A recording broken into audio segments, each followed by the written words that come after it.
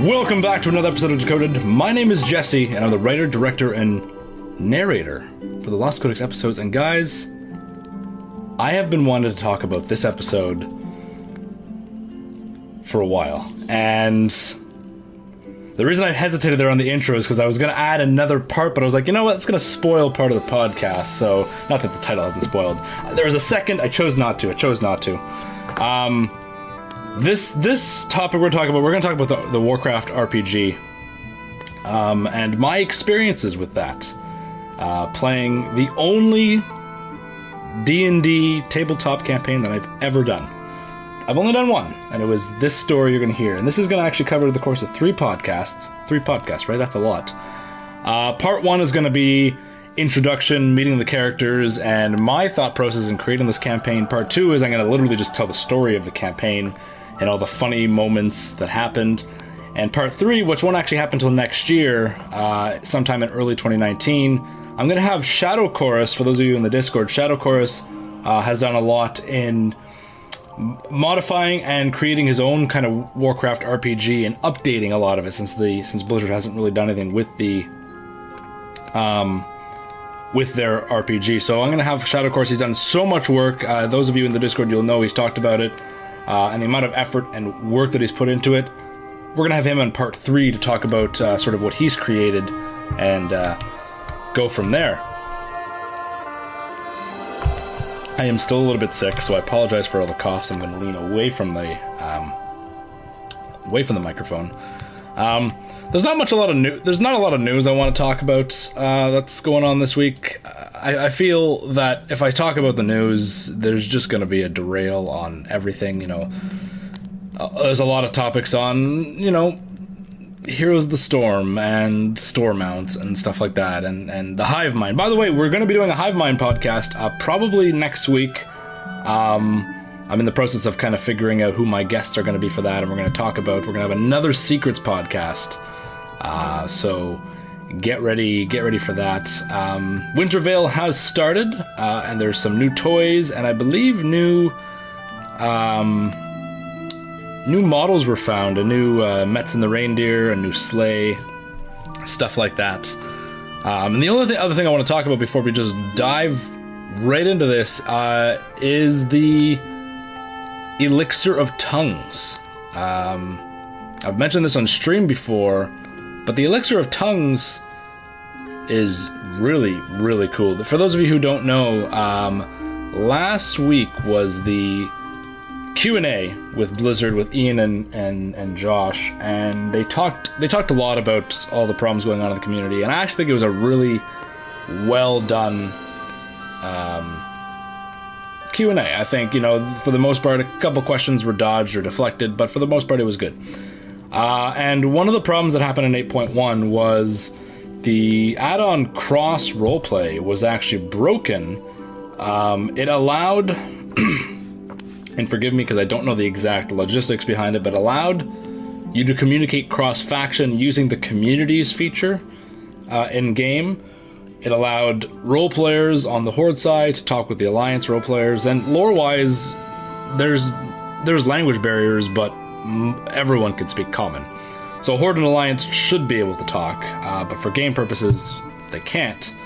And so this add-on kind of got a way around it. It actually disabled in PvP. There was a couple of circumstances where it was disabled, so it wouldn't be game breaking. It couldn't be used and abused. It used the communities feature. That's what it used. And it was broken in 8.1. And so one of the questions that Ian answered on the stream, was this intentional? He said, no, it wasn't intentional. There were some security issues they had to patch up, which ended up breaking this add-on.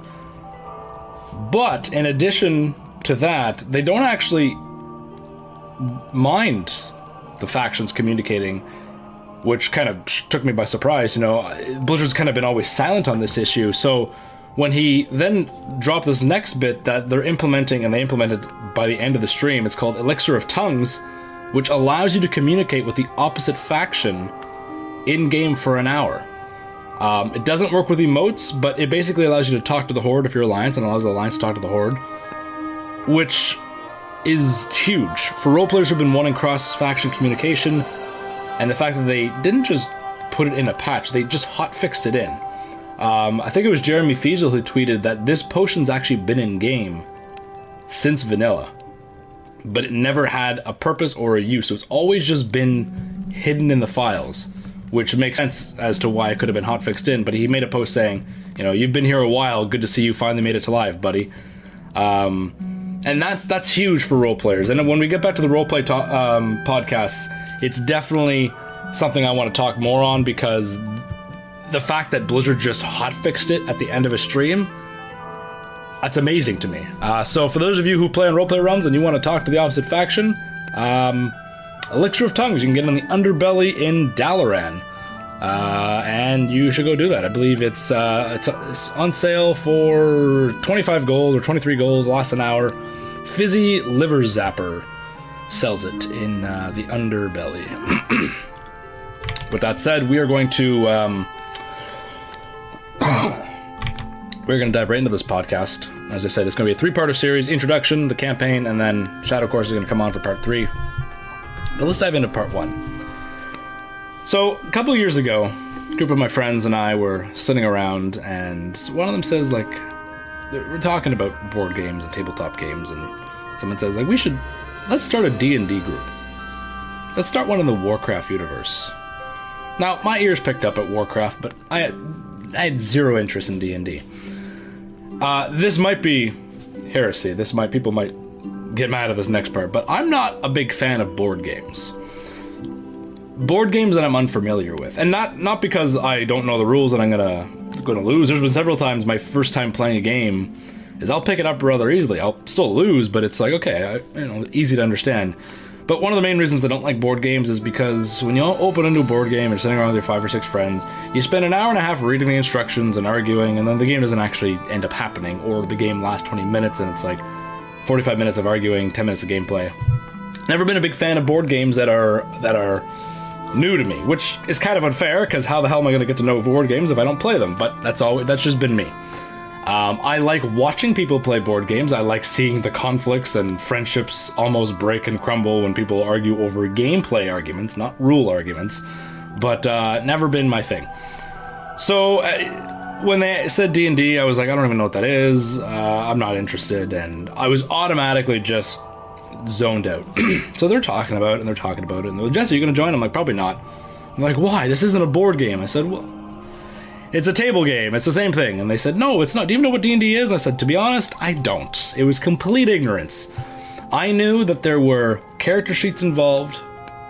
I knew there were a lot of numbers involved, rolling, and I knew that there was a lot of time involved. And to be honest, at the time, I had no time. So one of my friends says, well, you play on a roleplay server. I was like, okay, so? Well, that's what it is. It's roleplay. You make a character. Oh. Okay.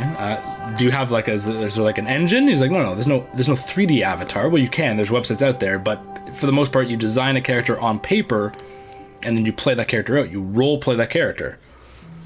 Oh. Again, complete ignorance. I had no idea. So I said, okay. All right. I'll try it out. I'll join. So everyone's in. We're all talking about it, and we're all looking at the Warcraft RPG rules. And they're all talking, what race they're going to be. Oh, I want to be a Night Elf. Well, no, I want to be a Tauren. Well, screw you guys. I want to be an Undead. And I made the comment, well, what timeline are we going to be in? If we're going to play in the Warcraft RPG, are we using the RPG as a base, but we can be any timeline? Because there's going to be certain races we have access to and certain races we don't. And then my friend said, well, we got to, I guess, decide who's leading this. And I looked at my 2 friends who were both familiar in D&D and RPG style games, and I said, looking at them to decide who's going to be, and they look at each other, and then they both look at me. They're like, why don't you be the GM? I was like, why me? I've never played D&D in my life. I'm not going to be the GM, Game Master, Dungeon Master. And they looked at me and they said, yeah, but you know the lore. You know all the lore. We don't. I said, I don't know the gameplay. They said, that doesn't matter. And then one by one, they took a vote, and I was voluntold. And I was a little bit annoyed at first, because I was so excited to make a character. I was so excited just to dive in and create my own personal character. I was gonna have the best backstory. I was gonna have the coolest character out of everyone. And then I'm told that I'm in charge of everything. I didn't know what that meant. And they were just like, you get to create so many more characters. And I thought, all right. So then I said, what is a DM? And they explained to me what I have to do, and have to design the story and design the elements, and basically the narrator that walks them through. I said, okay, well, what are the main rules that I have to know? And they showed me the character creation process, and that I should be involved with that. And I said, can I break any of the game rules? And they said, you can. Don't break it to be malicious or a dick, but this is your game, this is your style. So if you choose to forgo a certain game or a certain rule or a certain element, that's your choice, but don't do it to manipulate the story or whatever. So I thought, all right. So this is my world. This is what I get to do. So they go back to talking about their characters, and I said, and it was really late at this point. We'd already been talking for hours. And I said, guys, don't lock your characters in yet. They're like, well, why not? And I said, well, I have to decide on a timeline. So I said, if we're going to do this my style, we're going to do this my style. And they said, okay, you let us know what timeline it is. So I went home and I grabbed my book and I started writing in ideas. And I wanted to make this story as canonically possible as possible. I wanted to make this seem like it was a small little side storyline of something that happens in Azeroth, not involving the main characters. So, meaning the characters couldn't just show up and kill Uther, for example. I wanted this to be a situation where it was in an environment that was familiar with them, it was in a time that was familiar with them, with races that were familiar with them, but it was their own story. There's already so many different events and smaller things going on in the lore. I want it to be something like that. So I thought, characters and races have to make sense. So at first I said, okay, what's my timeline? And right away I'm going through the WoW expansions. I'm like, Mists of Pandaria would be really cool. New continent, kind of unknown. Ooh, Outland would be really cool. And then I thought, why would I do a WoW expansion? We've already lived through those. We've already experienced those. Most of the people who played in this campaign, all but one, were all active WoW players. One guy wasn't. He had next to no knowledge about World of Warcraft. He knew the Warcraft story because him and I would talk about it. I would show him cinematics, but he didn't know anything about it. The rest of them, they knew. And for those of you, apologies to those listening to the podcast over audio, but for those of you here in stream, two of the players are actually watching right now. Ragrook and Mike, both of whom who are brothers in real life. They were my players, and so I'll get to their characters in a bit. So I decided, okay, what's the timeline? WoW expansion isn't going to work, so I immediately thought, okay, Warcraft 3, that's cool. A lot of big events happen, but Warcraft 3 is all about the heroes. So no matter where they go, they're going to either be involved with Thrall, Arthas, Jaina, Uther. There's going to be a lot of main characters present and up front in their face. I said, okay, let's back it up. Let's go to the Second War. I thought, ooh, big scale battles, huge, kind of like Helm's Deep, Lord of the Rings, big battles on the outside Lordaeron, in the Blasted Lands. I thought, I don't even know how regular combat works. How the hell am I going to do large scale combat? So this isn't going to work. And then I thought, what about in between? What about that really quiet period between the Second War and the Third War, where seemingly nothing happened in lore? I was going to make things happen in lore. I said, okay, all right, here's what we're going to do. And I said the starting setting was going to be Hillsbrad. It's going to be South Shore. So we got together the next day to make characters, and I said, here's the situation. Here's what's going on. I said, in the wake of the Second War, political tensions are high, as the internment camps pop up all across Lordaeron, and the Alliance Kings discuss ways to pay for said camps. It is a political shit show right now. Greymane and Ultrak want nothing to do with this. Dalaran is minding its own business. Lordaeron is saying, we have all these orcs after the Second War. At this point, the Dark Portal has closed. The heroes, the expedition is presumed dead. The Orcish horde is no more. We've got the Blackrocks hiding in Blackrock Mountain, and that's about it. Greymane has actually preemptively started building a wall because he is just huffy and gruffy. He is not the current supportive Uncle Greymane that he is now. He is prime douchebag number 1 back in the day, and Genn has no care in the world for these orcs. He's just put them down. What are we doing keeping them alive? Tensions are rising. With the Dark Portal sealed, the threat of the Horde is mostly dissipated with the exception of one particular clan that is running rampant through Lordaeron. I thought, okay, if I'm gonna have a antagonist in this story, we have to make an antagonist that was actively doing something, whether in the main story or just kind of running around in the background. And so my boy Grommash Hellscream and the War Songs, who were running around Lordaeron at that point, they're still at large. They escaped the Dark Portal and they went north, and at this point they are now north and they are just doing their thing in the wilds of Lordaeron, and people are not cool with that. So I thought, alright, they're going to be the main characters, and I said, okay, there's different lords of different kingdoms, and I thought, what if there's like a little political ring of different lords and influencers from other kingdoms that gathered and meet and were discussing ways, without the influence of kings, to combat the marauding War Song. And they devised a plan. And I remember I had like little explanations for these lords. We had an architect from Dalaran who was extremely wealthy and extremely rich and had a lot of political influence. We had I think I actually made the Gilnean Lord Godfrey. We had a member of Taranis' court, a noble from Lordaeron. We had a Strom, what was it? I think it was a Strom warlord. He was connected to the Trollbane family, but wasn't related, and had Strom wealth, so had a big family and massive plot of land, necessarily didn't have any interest in gold. We had a scheming little Alterac crime lord who kind of evaded the punishment that Paranold got, and I had little explanations for all these lords who were kind of scheming and conniving this plot line together. And they discussed, they each said that they were going to put together a contest where they were going to recruit a group of mercenaries, soldiers, pirates, whatever they could, to take down Grom Hellscream and the War Songs, and they thought they could be the ones to do it. So the Eltraki Lord, he was the one who was convinced he could do it. The Stromic Lord wanted to do it himself.